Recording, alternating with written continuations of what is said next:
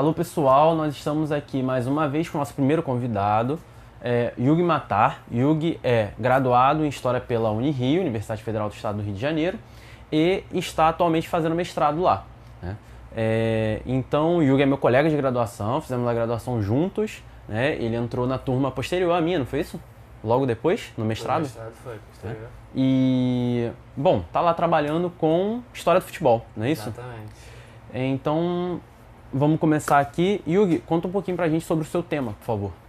Então, o meu tema, eu estou estudando Brasil na Copa do Mundo de 98 e tentando entender como é que foi construída a identidade nacional a partir dos jornais e revistas de futebol ou não da época.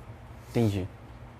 E como é que você tem trabalhado, assim, você tem usado quais tipos de arquivos, por exemplo, hemeroteca, arquivo nacional, enfim, o que você tem pesquisado?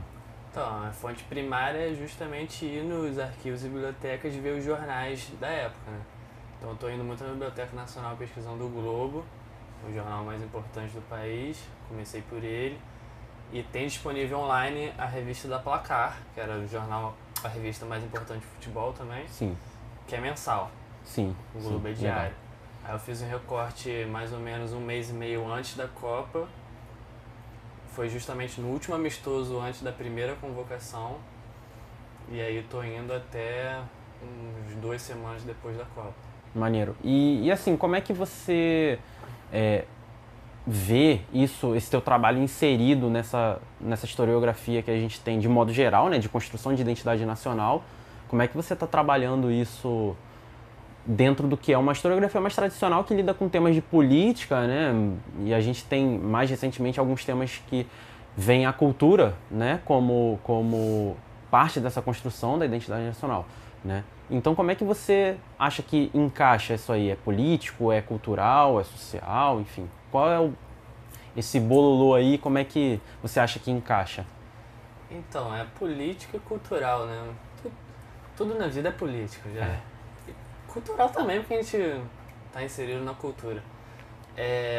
Eu tô utilizando basicamente o Goethe, quando ele tem o conceito das três significações, que é a cultura de um povo é a cultura impressa e através dos seus símbolos, dos signos e significados que a sociedade dá para eles.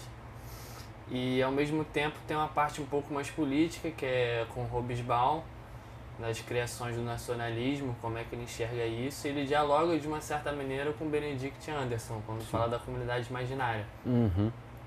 E eles dialogam no sentido de que entendem que essa comunidade imaginária, esse sentimento de que você faz parte de um coletivo, é muito mais vivido e sentido quando você vê 11 pessoas vestidas amarelo jogando futebol. Você tem uma projeção ali, né, Exatamente. naquele momento. Maneiro. Porque no nosso dia a dia é um conflito e uma disputa de narrativas diárias. Mas quando tem um jogo de Copa, parece que todo mundo esquece que é pobre, rico, preto, branco, enfim, etc. E meio que comunga no mesmo sentimento, como se fazendo parte de um todo que não é. Mas tá todo mundo fingindo, apaga as coisas e vira um corpo só. Entendi.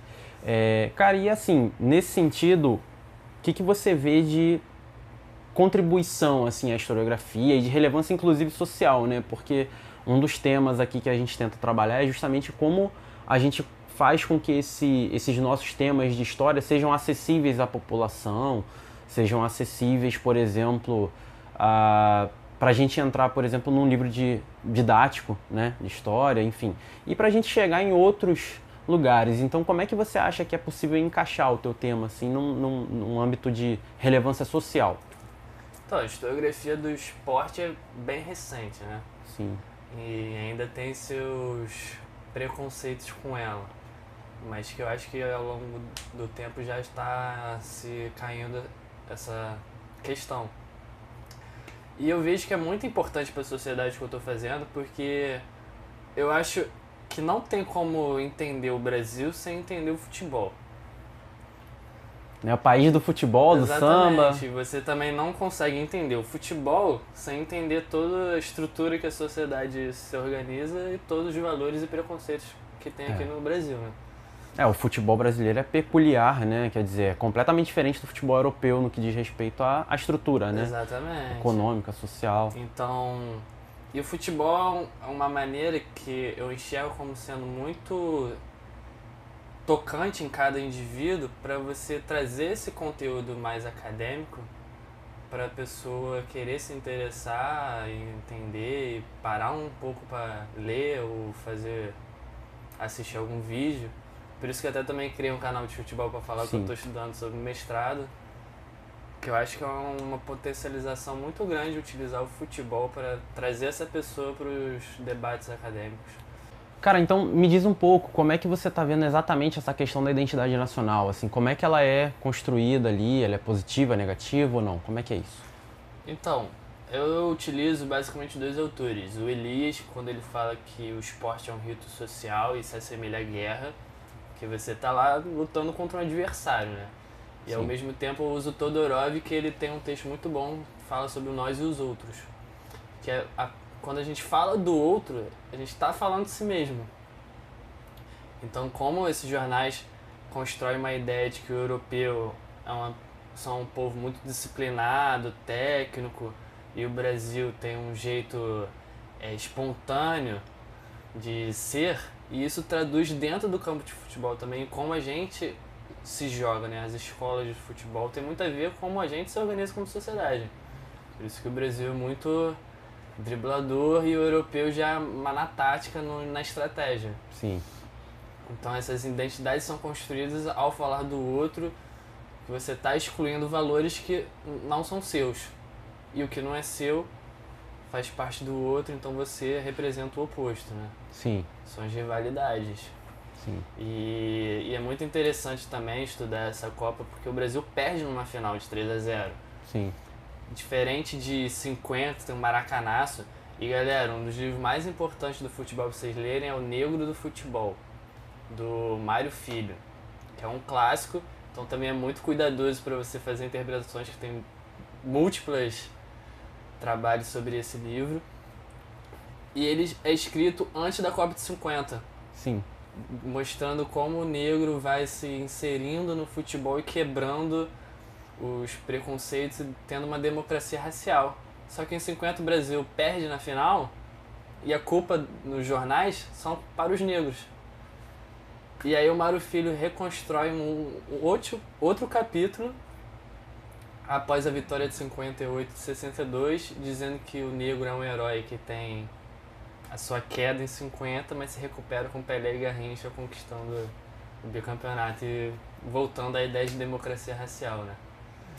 E aí tem o 7-1, que vira uma expressão popular para qualquer desgraça que acontece.